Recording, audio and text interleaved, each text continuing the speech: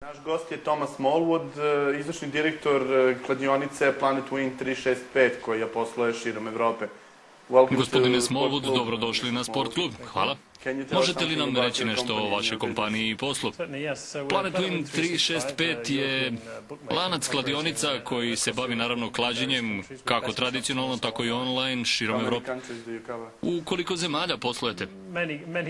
Mnogo zemalja. Zavisi jer u raznim zemljama radimo na različite načine, ali prisutni smo uglavnom u centralnoj Evropi. Možete li nam reći nešto o raznolikosti klađenja u različitim delovima Evrope, na primjer koji je sport dominantniji i prisutniji, ili se sve radi uglavnom o fudbalu? Uglavnom je u većini zemalja fudbal osnovni sport za klađenje.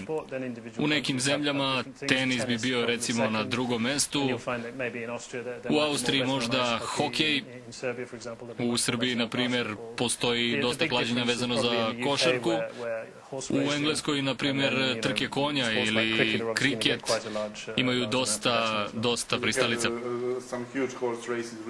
Skoro ste imali velike trke konja. Kako se to odrazilo na vašu kompaniju? Taj praktično festival trka je sjajno za sve ljubitelje trka konja, ali pošto smo mi evropske kladionice, nije to nešto što imamo mi u ponudi.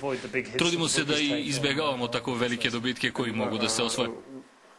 Šta bi bio najveći problem za vas kao kladionice? Na primjer, u Srbiji 2008. godine mnogo kladionica je bilo zatvoreno kada su se sva četvrtfinala završila na realno način kao što su svi očekivali. Da li je to najveći problem i kod vas?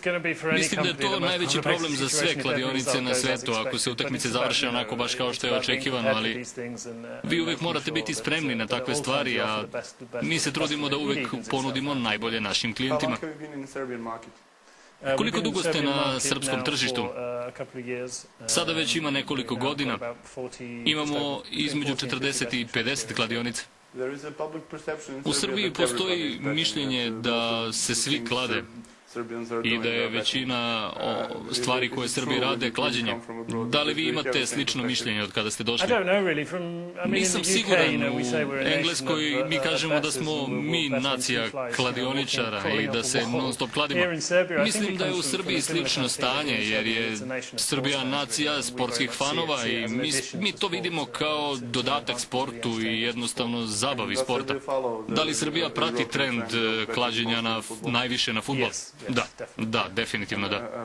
Po vašem viđenju, na koje lige se Srbi najviše klade? Pa sigurno rekao bi da je Premier Liga na prvom mestu, ali također i Serija A i u Italiji i Srpska liga, ali s obzirom na kvalitet takmičenja mislim da su to ipak najveće evropske lige. Premier liga je također najgledaniji deo programa sport kluba. Pred nama je sjajan premier ligaški vikend gdje Liverpool igra protiv Manchester Uniteda u severno-londonskom derbiju. Šta možemo očekivati od tog derbija? Da je bilo koja druga sezona u pitanju, lakše bi vam odgovorio da budem iskren, ali mislim da je ovo prvi put, barem koliko mene sećanje služi, da Liverpool ulazi u ovakav meč, a da je ispred Manchester Uniteda na tabeli. Moje lično predviđenje je da će Liverpool pobediti i zakucati još jedan ekser u kopčeg Davida Moyesa, kako bi mi to rekli. Mislite li da imaju ono što je potrebno da ostanu u trci za titulu? Ne, iskreno ne. Zabavno je gledati i dobro je imati takve utakmice u Engleskoj jer to se nije desilo prilično vreme, ali moje predviđenje je bilo da će Chelsea osvojiti titulu i ostaću pri tome iako je Manchester City blizu, ali mislim da će uspjeti. I isto tako mislim da Liverpool nema šanse. Ja sam također predviđao da će Chelsea pobediti još od povratka Mourinha. Kada smo kod londonskog derbija imamo dva tima sa velikim problemima jer Tottenham se raspada, a Arsenal ima jako tešku sezonu. Da. Tim Sherwood mislim da nije dobar menadžer u svo poštovanje. Nije ostavio utisak na vas da zna šta radi. Pa prvo na početku nije, a drugo kritikovao je igrače u javnosti, što je potez očajnika, i kada to radite pokušavate samo da sačuvate posao i ništa drugo. Mislite li da to možda ima veze sa Tottenham Hotspunom kao fudbalskim klubom, jer neki od jako bitnih ljudi koji su bili u menadžmentu su prošli kroz njihove redove? Glenn Hoddle, na primjer, i neki od njihovih, ali naravno imali su i Harry Redknappa. Da, imali su nekoliko ljudi koji su tako prošli. Tako da, mislim da je to problem u samoj postavci Tottenhama, ali to je simptomatično za fudbal ovih dana. Plašim se da to nije samo vezano za Tottenham. Šta očekujete od mečeva za opstanak? Imam utisak da trenutno postoji najveći broj timova, čini mi se 11, koji su i dalje u borbama za opstanak. Imate li ideju ko će ispasti? Pa mislim da će Fulham ispasti, jer njihov način izbora menadžera je recimo čudan. Felix Magath koji je izvanredan izbor i ne mogu da vidim kako će se to srećno završiti. Na što ljudi vole da se klade najviše? Na Ligu šampiona ili evropska takmičenja? Liga šampiona i domaća takmičenja zauzimaju najveći prostor. Možete li mi reći nešto o navikama ljudi koji se klade širom Evrope? Onako kako ja to vidim i neki ljudi oko mene kako se ponašaju, čini se da kada počinjete da se kladite se na krajnji rezultat, a onda svako nalazi svoje čudne i specijalne načine na šta će se kladiti. Imam prijatelja ovde koji se kladi jedino na to koliko će poena postići određeni igrač u određenoj utakmici. To zavisi i od znanja ljudi koji se klade. Mislim da ja kada sam počeo da se kladim, kladio sam se na tenis, ali kladio sam se na gemove jer sam gledao meč. Ali uglavnom će ljudi koji počinju krenuti sa onim najjednostavnijim. Da li ćete pobediti, izgubiti ili igrati nerešeno. Ali ljudi se sada više okreću klađenju uživo, koje jednostavno zauzima primat i to je nešto što jednostavno se menja.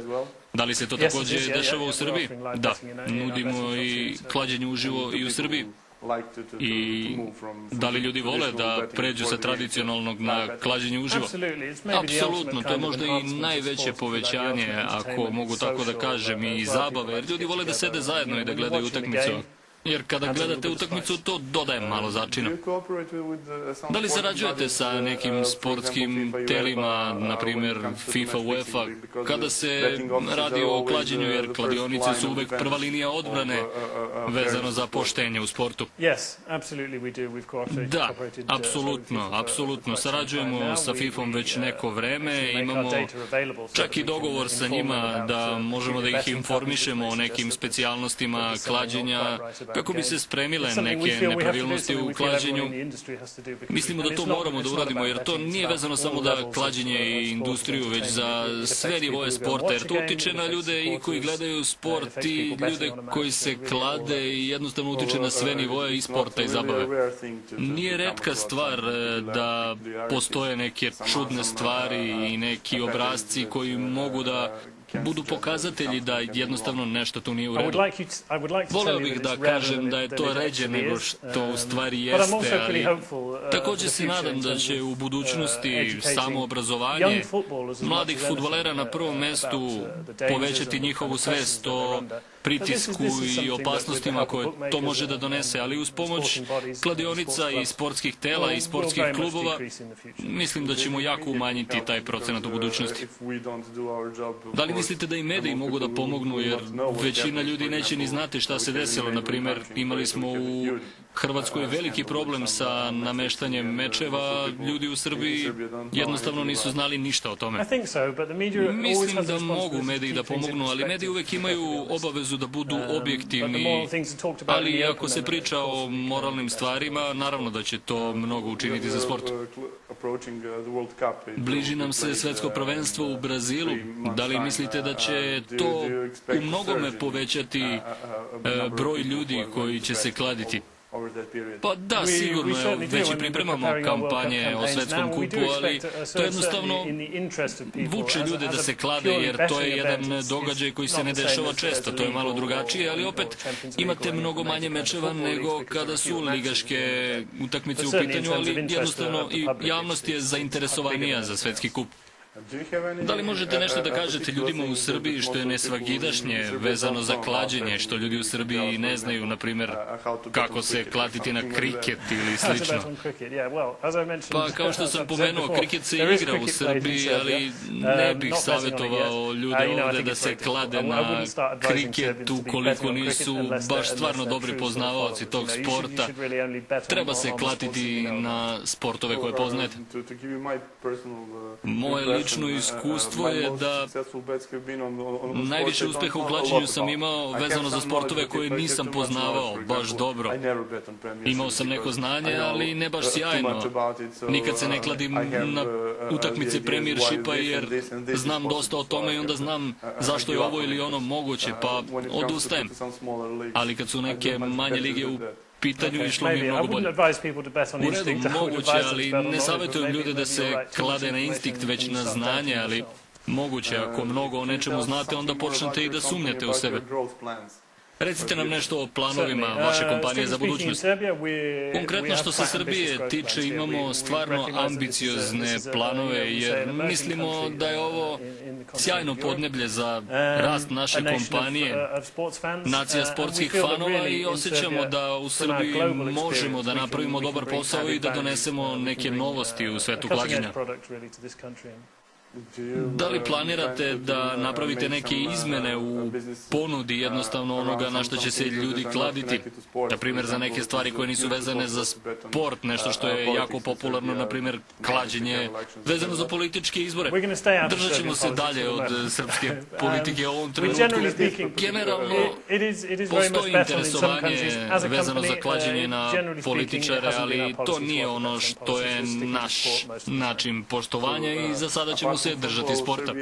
Pored fudbala, poznato je da su u Srbiji ljudi zaljubljeni u košarku i tenis. Koji sportovi su još popularni ovde vezano za klađenje? Što se klađenja tiče, to su 3 osnovna sporta. Pored njih, to su možda vaterpolo, odbojka, rukomet, koji su, eto, zastupljeni, ali se ništa ne može porediti sa ova 3 sporta. Hvala vam najlepše na ovom razgovoru. Hvala vama, bilo mi je zadovoljstvo. Naš gost bio je Thomas Volvod, koji je izvršni direktor kompanije Planet Win 365 koja se bavi klađenjem.